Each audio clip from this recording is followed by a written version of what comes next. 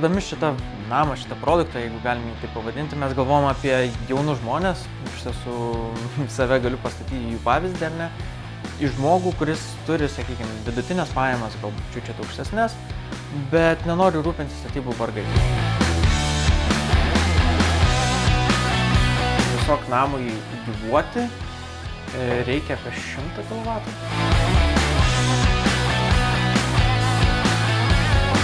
Pabandėte, suprojektavote vieną modulinį namą, suprojektavote kitą modulinį namą.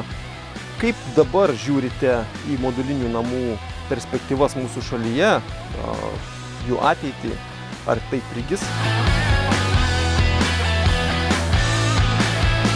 Pastatas yra A+, kiek ten pliusų? A++, tai 2 pliusai. Taip. 2 pliusai turbūt daugiau, kol kas ir nelabai yra, ar ne statyboje? Taip. Ir jeigu pamėgintų užsidaryti nuo aplinkos, tai tu ir liksi užsidaręs toj mažoje erdvėje.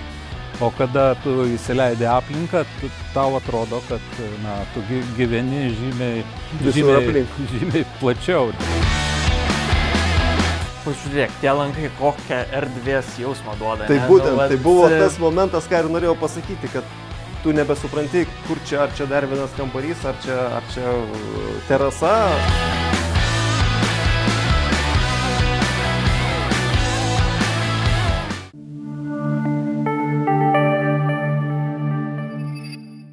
Sveiki, puiki diena Kaune.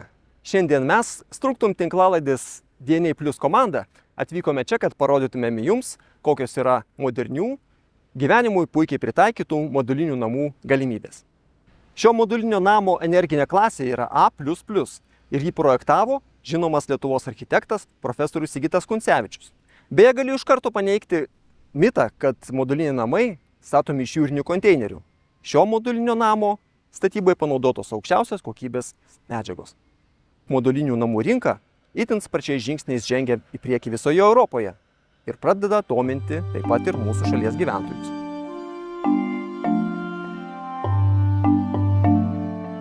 Sveiki, Sigitai. Sveiki. Na, pirmas klausimas turbūt akivaizdus. Kai matome, kad garsūs architektai imasi projektuoti modulinius namus, nedidelio tūrio apimties objektelius, kyla klausimas, ką jūs savo randate tokiuose projektuose, tokioje veikloje? Na, mes savo kolektyvo praktikoje niekada neatsisakinėjom mažų objektų, nes kažkaip ne tai, kad kažkiek išlaikyti kvalifikaciją šitoje srityje, bet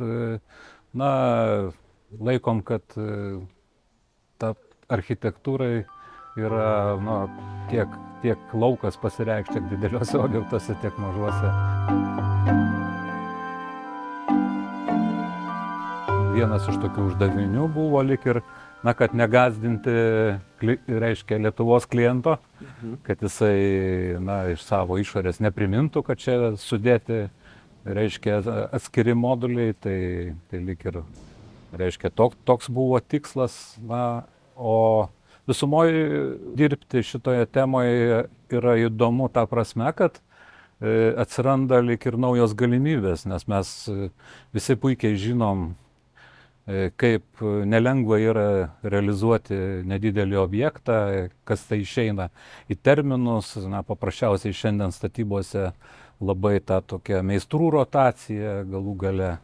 Ten gerai, jeigu didesnio biudžeto namuose, reiškia, užsakovai sau leidžia geresnius meistrus, bet tam tokiam vidutiniam lygmenį, reiškia, iš tikrųjų yra pakankamai sudėtinga. Taigi, kai galima namą pastatyti po stogu, reiškia, atsiranda naujos galimybės, vėlgi tai padaryti žymiai kokybiškiau ir atsiranda daug įdomių klausimų, reiškia, koksgi tas namas visumoje turėtų būti. Čia mes plačiai diskutuojam, kad galbūt reikėtų išeiti iš to tokio, reiškia, tradicinio naratyvo, reikėtų žiūrėti į namą kaip namą ant ratų, kad jį galima pastatyti, jį galima susigyvenus su tuo namu, bet norint persikelti į kitą vietą, tai yra tokios galimybės. Tai čia yra tokių tokių, reiškia, iššūkių ir uždavinių,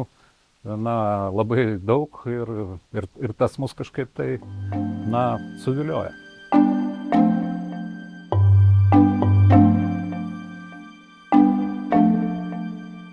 Pabandėte, suprojektavote vieną modulinį namą, suprojektavote kitą modulinį namą. Kaip dabar žiūrite į modulinių namų perspektyvas mūsų šalyje, jų ateitį, ar tai prigis? Aš kito kelio ir nematau. Kaip mes vis tiek žiūrime į tą perspektyvą, kad na, kažkada namai bus spausdinami arba namai bus gaminami, na, bet nestatomi taip lauke, tokiom, na, sudėtingom sąlygom, kada galbūt ir darbam trukdo, žodžiu, atmosferinis poveikis ir taip toliau. Tai iš esmės tokiem mažiem objektam kokybiškai realizuoti aš kito kelio ir nematau. Ir čia liečia ne tik tai gyvenamus namus, bet tai, na, čiagi kaip ir nieko naujo. Šiais metais keliaujant ten iš Suomijos, pradžioje keliantis į Suomiją, žiūriu viešbutis uosto terminale. Aha. Toks, matosi, kad jis modulinis, reiškia, tikrai neblogai suprojektuotas ir realizuotas. Ir mes ten prabuvom kokias 7 dienas Suomijoje, grįžtam, žiūrim, jau to viešbučio nėra. Pakalbėkime apie šio namo architektūrinę idėją. Ar siekėte pabrėžti jo modulinę prigimtį, ar ją kaip tik užmaskuoti, ar tai nebuvo svarbu? Na, kaip ir tokia pradinė užduotis lyg ir buvo, kad jisai, na, savim nekalbėtų, kad jisai yra sudėtas iš elementų, kas galbūt šiek tiek gali, reiškia, na, Lietuvos, reiškia, klientui būti kažkaip, reiškia, pakol kas nepatrauklu. Taip. Bet, na, pagrindinė koncepcija ir idėja, tai, kaip mes sakom, kuo namas skiriasi nuo būto, taip, tai, na, tai iš esmės vat, yra šita erdvė, jinai tokia projektuota įtrauki ir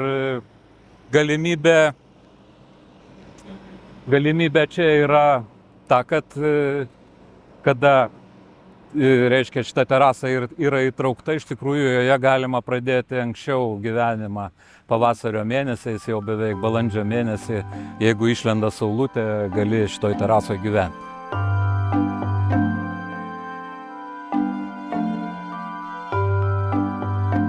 Žiūrėdami į šitą pastatą, aišku, matome neginčiamą šiuolaikinę jo estetiką, ir kuri labai dažnai visiems asocijuojasi su dideliais langais, vitrinomis ir atvirumu aplinkai. Be abejo, ne visada ta aplinka yra tokia, kuriai norisi būti atviram. Ir turbūt kitas dalykas, kad dideli langai yra dideli šilumos nuostoliai arba ten, sakysim, karščio. Kaip Jūs manote, ar lietuviams reikia didelių vitrinų, ar galbūt to reikia architektui? Kaip keičiasi mūsų požiūris į gyvenimą matant aplinką? Na, lyg ir šiandien tokios diskusijos nėra ir sakykime, galbūt kelis dešimtmečius atgal reikėdavo turėti tokias didelės batalijas su užsakovais, kodėl reikia tų didelių langų. Tai iš tikrųjų gyvenamoji erdvė vidaus, jinai pas mus visą laiką mažėja, dabar maži butai ir galų gale namas yra, reiškia, taip, jis nėra didelis. Tai tas išorės aplinkos dalyvavimas, jisai yra pakankamai aktualus, reiškia. Ir jeigu pamėginti užsidaryti nuo aplinkos, tai tu ir liksi užsidaręs toj mažoje erdvėje. O kada tu įsileidi aplinką, tau atrodo, kad na, tu gyveni žymiai plačiau, reiškia. Tai kaip ir tie tokie dideli langai, netgi praėjimo, reiškia, viduje, jie kaip ir suteikia tokį pojūtį, kur kada mes realizavom prieš 2 metus 76 kvadratinių metrų namą, sako, įeini, sako, nesijaučia, kad jisai yra toks mažas. Taip. Sako, jaučiasi, kad tu esi iš tikrųjų žymiai didesnė erdvėje.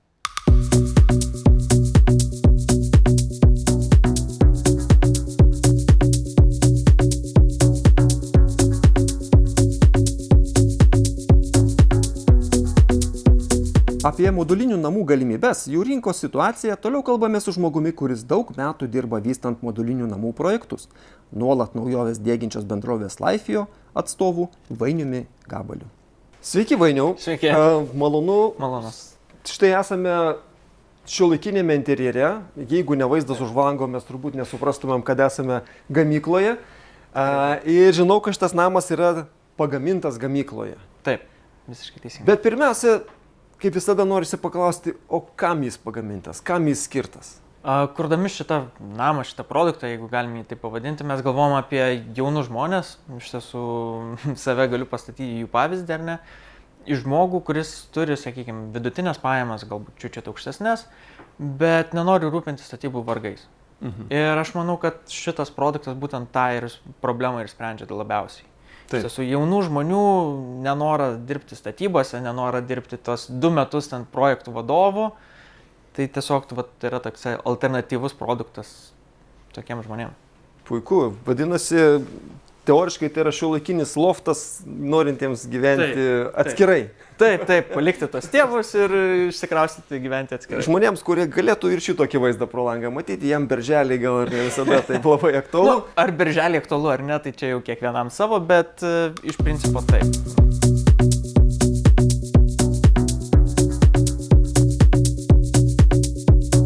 Jaunimui turbūt, kaip jau jūs ir minėjote, svarbu greitai, čia ir dabar. Taip. Paskola jau kapsi. Taip. Reikia pradėti gyventi čia, ar ne? Kaip jūs apibrėžiate arba kaip jūs įsivaizduojate šitie žmonės apibrėžia tą ekonominę klasę arba tą, kaip aš pavadinčiau, realistinę klasę? Ir kiek sunku yra toje klasėje išlikti? Aš manau, kad tai yra pati sudėtingiausia klasė, ar ne? Nes jeigu mes kalbam apie prabangę klasę, tai kiekvienas turi tą savo kitokį biudžetą, kiekvienas įsivaizdavimą, o ekonominė klasė tuo yra labai sunki, kad tu turi unifikuoti daug labai sprendimų, kad jie taptų kaip ir prieinami visiems, bet tuo pačiu išspręstų kiekvieno iš jų individualią problemą, ar ne?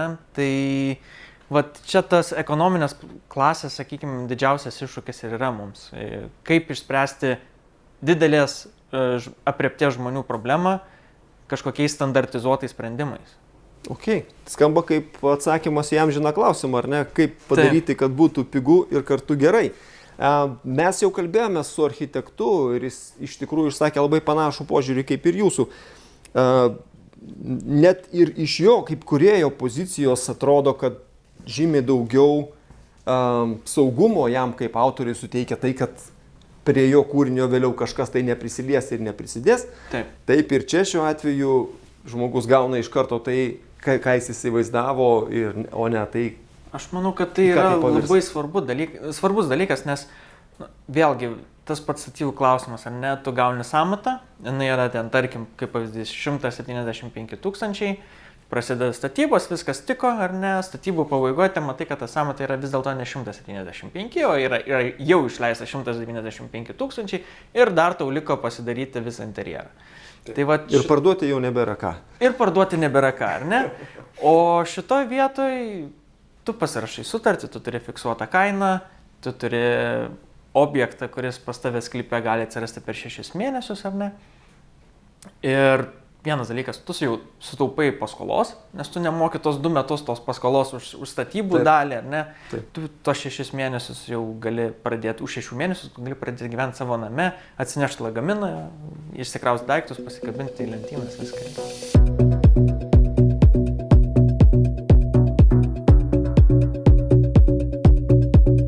Gerai, 2 klausimai. Taip. Vis dėlto, kas tai yra modulinis namas? Ar tai yra kažkas panašaus į Alytaus namelį, į skydinę konstrukciją, ar tai yra visiškai kažkas kito? Modulinis namas, jisai yra daromas ant metalinio rėmo. Aha. Mūsų atveju, ar ne?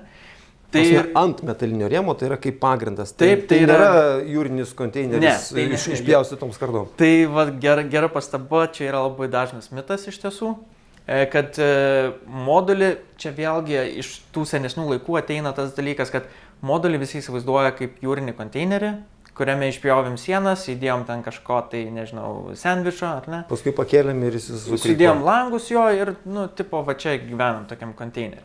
Ne, tai čia yra modulinis namas, jisai daromas visiškai nuo lygaus plakšto, plieno lakšto. Lankstomi profiliai, daromas nešančios konstrukcijos ir panašiai ir panašiai. Ir tai yra daroma tik tai šiam namui.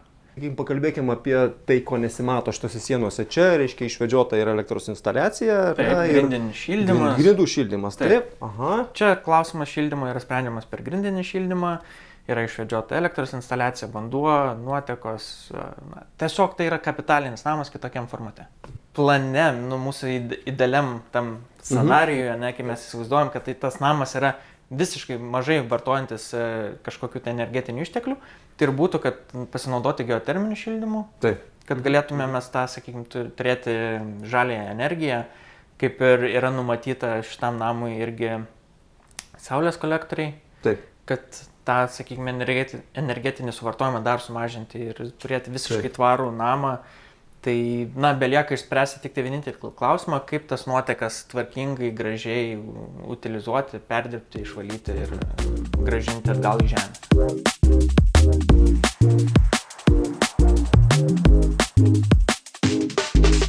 Tiesiog namui gyvuoti reikia apie 100 kW. Per kiek laiko? Per mėnesį. Aha, supratau.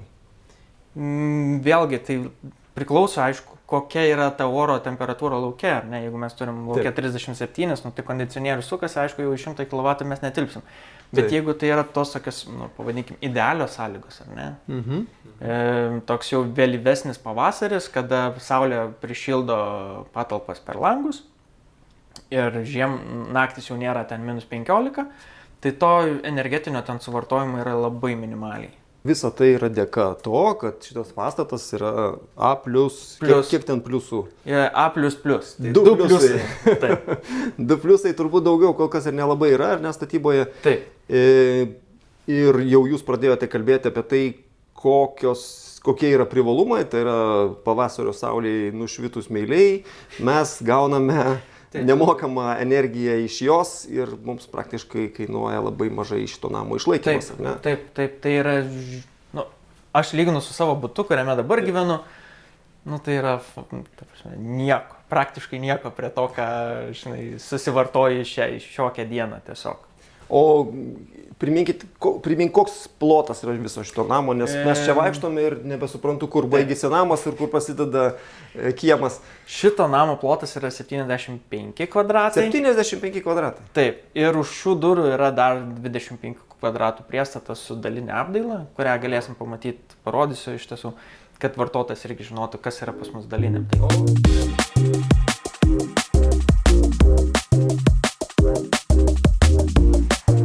Mes jau su architektu kalbėjom apie tai, kad jau turbūt nebereikia žmonių įtikinėti, kad štai tokio lango šiame koridoriuje arba šitokių milžiniškų vitrinų kaip šia svetainėje,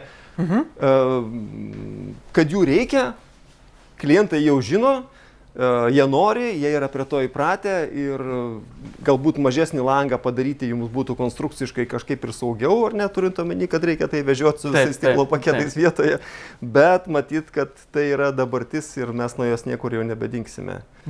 Bet pažiūrėk, tie langai kokią erdvės jausmą duoda. Tai būtent, tai buvo tas momentas, ką ir norėjau pasakyti, kad tu nebesupranti, kur čia, ar čia dar vienas kambarys, ar čia terasa. Mes ir norėjom, kad, sakykime, vėlgi, tai yra namas. Tu turi jaustis jaukiai, tu turi jaustis patogiai, tau turi būti malonu jame gyventi. Jeigu mes padarysim tos mažiukus, langiukus, neturėsim jaukumo, neturėsim malonumo. O jeigu neturi jaukumo ir malonumo, kodėl tu nori jame gyventi? Neturiu atsakymą. Nu, va.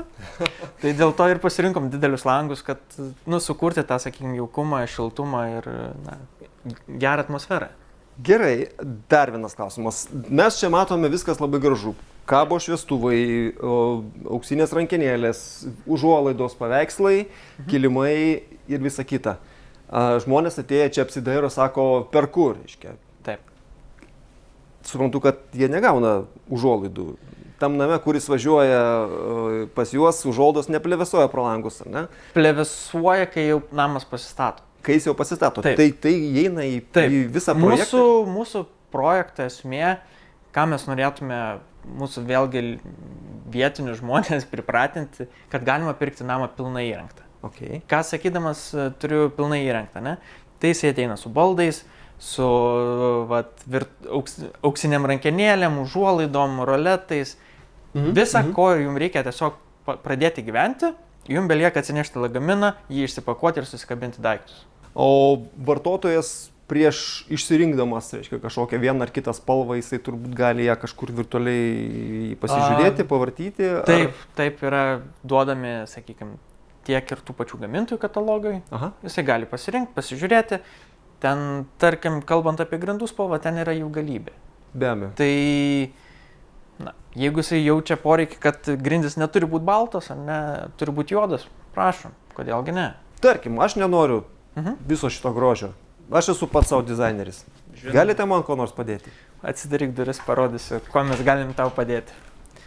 Iš principo šitoj vietoj viskas lieka, visi benefitai, visos vertybės ir pliusai modulinio namo lieka, tačiau gali rinkti, sakykime, dalinę apdailą, kuri atrodo būtent tai, ką klientas ir gautų. Nusipirkęs namą su dalinė apdaila, jisai būtent gautų tokias patalpas. Prie ko jis iš tikrųjų yra pripratęs? Prie ko jis yra pripratęs, ar ne? Ir tada galėtų paleisti savo fantaziją į beribės platumas. Į beribės ganyklas ir įsirenginėti namą pats. Taip, kaip jam norisi, taip, kaip jisai yra pratęs, arba tai, ką sako jo žmona, kad yra gražu.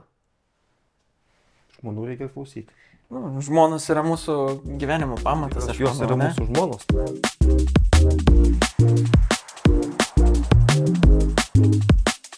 Pas mus yra dabar numatyta 2000 eurų už kvadratą ir tai yra viskas, ką dabar matai, visą tai įeina. Su šitam visom sofom, su visko. Ok. Tai tik smulkmenas sklypo reikia turėti ir viską. Mažas smulkmenėlės sklypas, leidimai ir visa kita. Bet šiais laikais iš tikrųjų yra patogu, baigia pasidaryti patogu, ar ne? Tu netgi tokį medį teoriškai gali, yra technikos, kuri gali tau jį atvežti ir įkasti. Tu gali susikurti aplinką tokią, kokios nori, labai greitai, pats. Bet tai diktuoja mūsų gyvenimo tempas, aš manau, kad jisai nelėtėja, ir aš netikiu, kad jisai sulėtės kažkada ateityje. Gyvenimo vargai didėja, visi nori uždirbti visus pasaulio pinigus. Taip, yra utopinis tas mūsų mąstymas, bet gyvenimas ne visada nutinka utopiškai. Ir yra tam tikrų, sakykime, vietų, kur galima kažką sugalvoti kitaip. Arba galima šiek tiek palėtinti savo gyvenimą, nebedarant tų darbų, kurios darydavo mūsų tėvai ir seneliai statydami sodo namelius. Visiškai taip, atiduoti tą galvos skausmą kažkam kitam ir mėgautis gyvenimu, ar ne? Arba tą laiką, kurį tu praleistum statybvietį, investuoti į, savo verslą, kurį tu kuri, ar ne, savo pomėgį, hobį. Į likusių pasaulio pinigų uždirbimą. Taip. Kągi, labai malonu. Tai linkiu sėkmės, auklėjant Lietuvą, auklėjant klientus ir manau, kad pamatysime šitokios architektūros. Aš tikiuosi, kad pamatysime jos nemažai.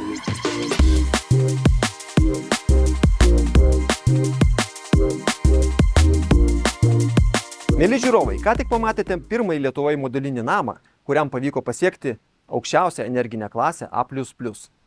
Tai iš tikrųjų daro įspūdį ir siunčia labai aiškiai žinutę, kad Lietuvoje atsirado tikrai patikima ir tvirta alternatyva tradiciniai individualiai statybai. O pasitelkus talentingą architektą visada įmanoma pasiekti štai tokį solidų rezultatą. Ačiū, kad žiūrėjote. Tikiuosi, šis epizodas praplėtė jūsų požiūrį.